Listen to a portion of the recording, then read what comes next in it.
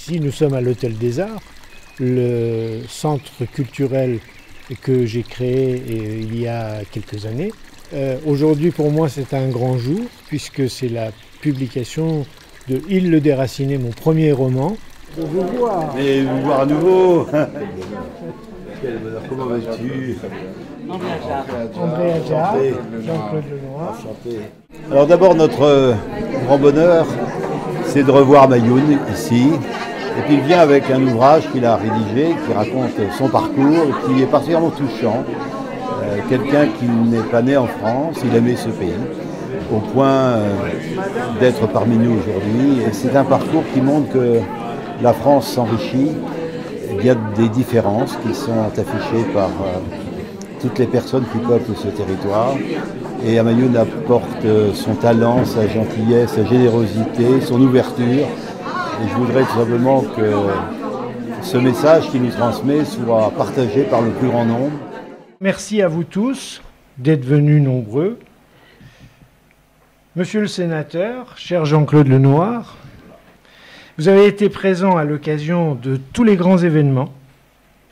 En venant aujourd'hui, vous me donnez l'illusion que la publication de mon modeste roman en fait partie.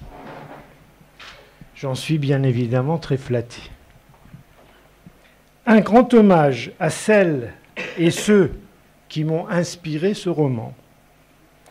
Et à leurs descendants, une quinzaine d'entre eux sont présents ici aujourd'hui. Merci, cher Julien. Ce roman intéresse tout autant la communauté européenne qu'iranienne, puisque l'histoire se déroule pour moitié en Iran et pour moitié en Europe, surtout en France. Merci aux Iraniens ici présents, en grand nombre. Le père de Serge et Colette sont là. Ayoub Rabenou fait partie des personnes qui m'ont inspiré ce roman. Sous le nom de Yuba, il joue le rôle du sage.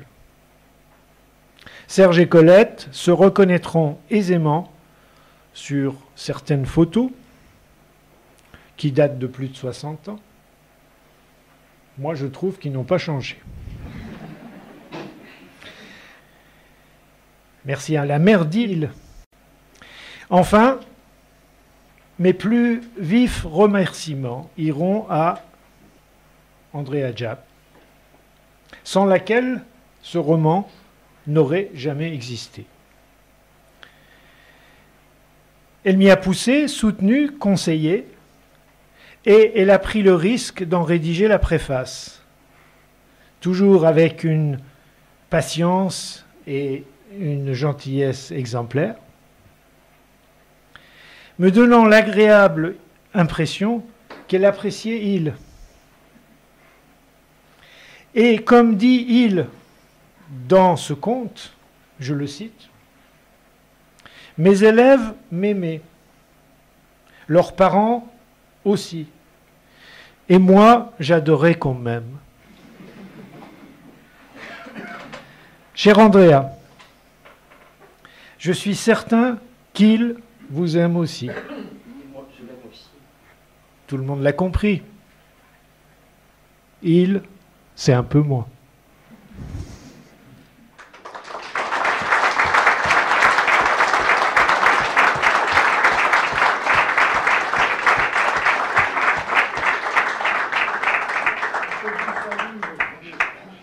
Je vais, vraiment, répondant à l'invitation de Mayoun, retenir votre attention seulement quelques instants. D'abord pour remercier Mayoun pour son amitié fidèle et pour tout ce qu'il fait ici. Et le remercier pour cette initiative qu'il a prise de présenter son roman que j'ai lu. Et c'est pour moi l'occasion vraiment de le féliciter pour la plume qui est la sienne. D'abord, j'ai plongé avec beaucoup de délices dans le récit qu'il faisait du pays où il est né. D'une société si différente de la nôtre, qui repose sur un territoire éloigné du nôtre, mais où apparaissent des liens extraordinaires. Moi, j'étais toujours fasciné de voir que l'Iran nous captivait, que toute une partie de la société iranienne maniait le français, je ne dis pas aussi bien, mieux que beaucoup de Français, et avec une appétence absolument extraordinaire pour notre patrimoine culturel. Alors madame, j'ai eu le plaisir et l'honneur de faire votre connaissance tout à l'heure. J'avais l'impression de vous connaître déjà, tout simplement parce qu'il est question de vous et qu'il ne cache pas la tendresse qu'est la sienne pour sa maman.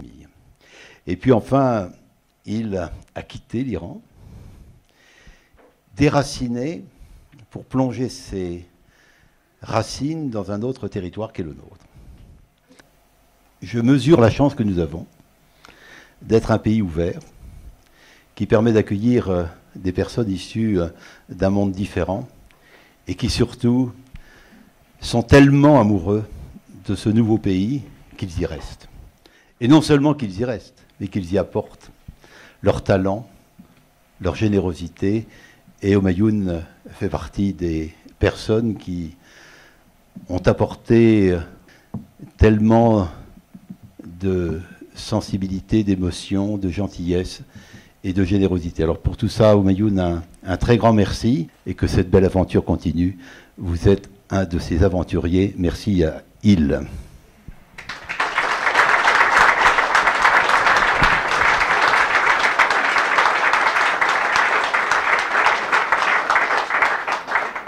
Tout d'abord, je voudrais, moi, en introduction, rendre hommage à Humayun à l'occasion de la parution de ce livre.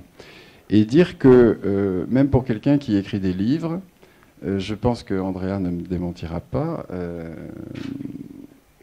voir l'énergie et l'incroyable volonté dont Humayun a fait preuve pour arriver au terme de ce roman, Il le déraciné, force mon admiration. Parce que je ne voyais pas très bien comment tu pourrais trouver le temps de te mettre en quelque sorte un petit peu à l'écart de ce tourbillon qui est ta vie, de cette hyperactivité, pour te lancer dans un projet aussi ambitieux que ce livre.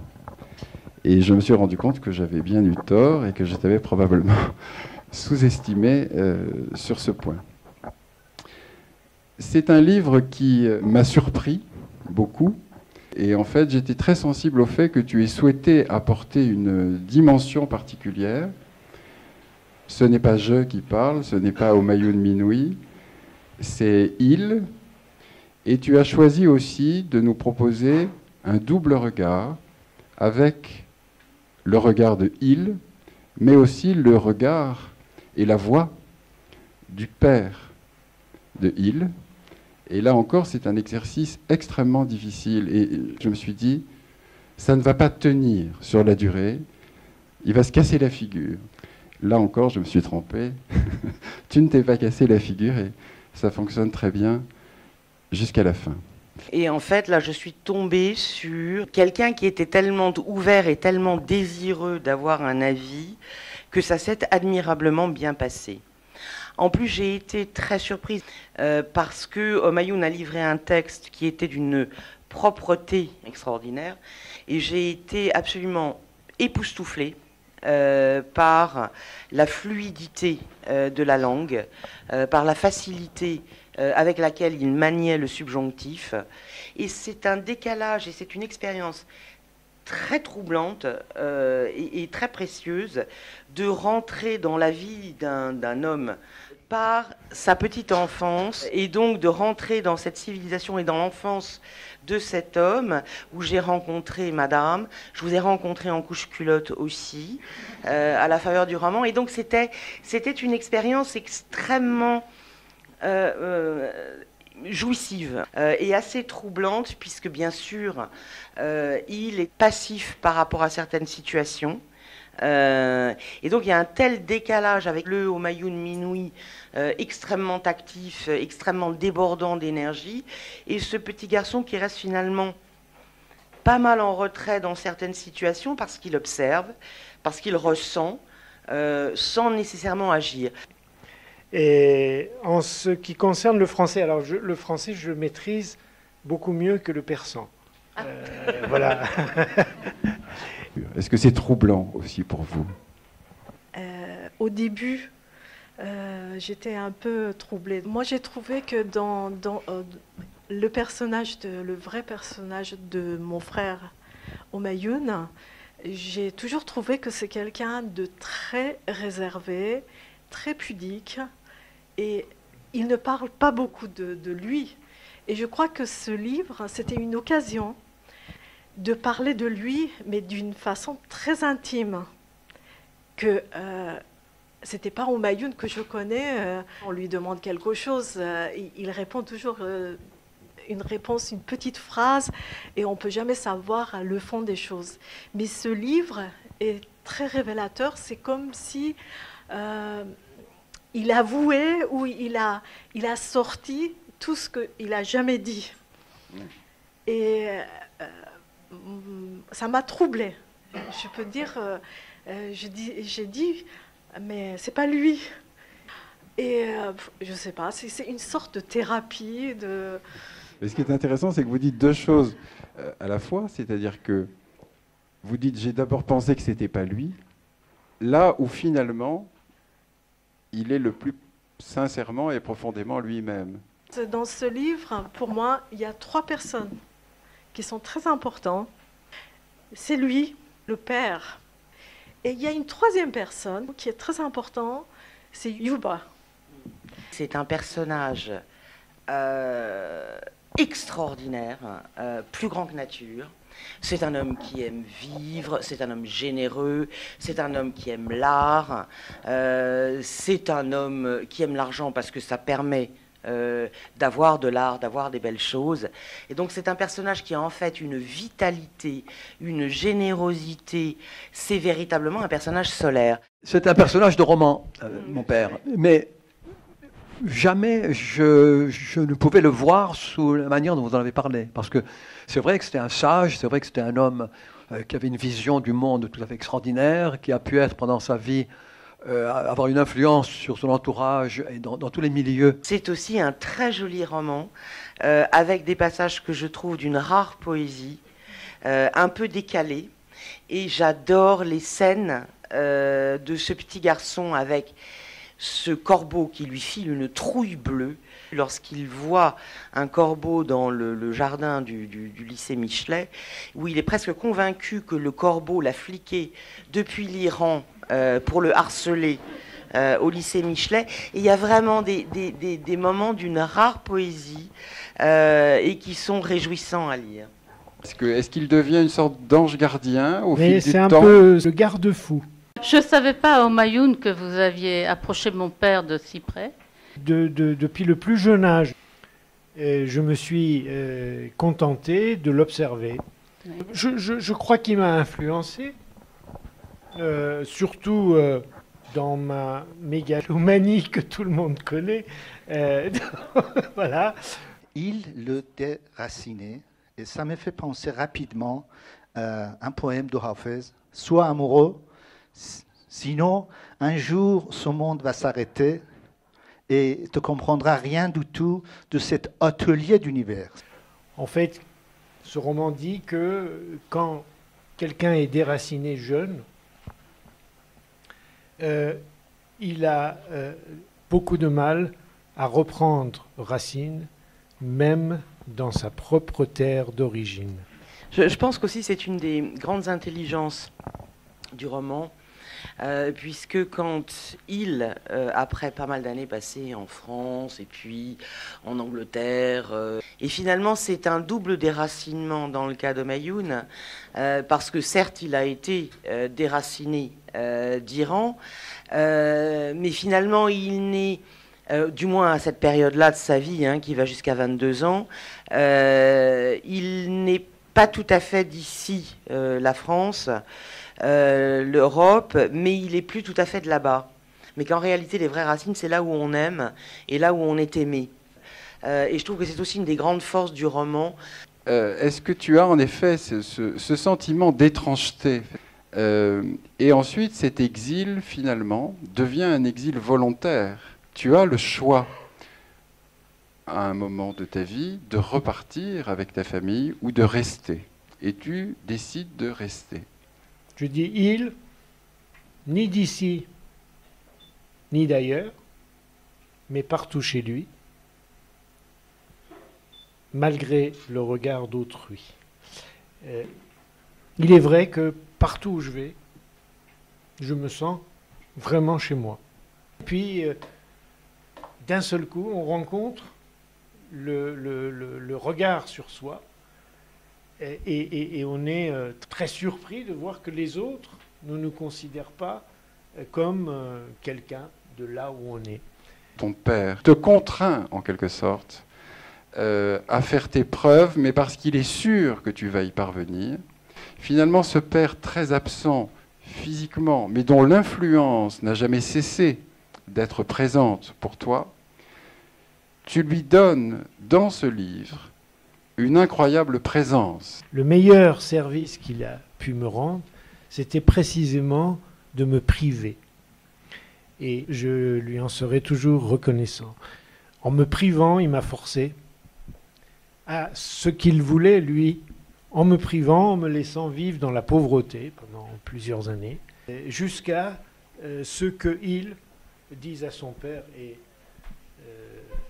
c'est la réalité, ça a été la réalité, et pas seulement dans le roman, je veux plus ton aide.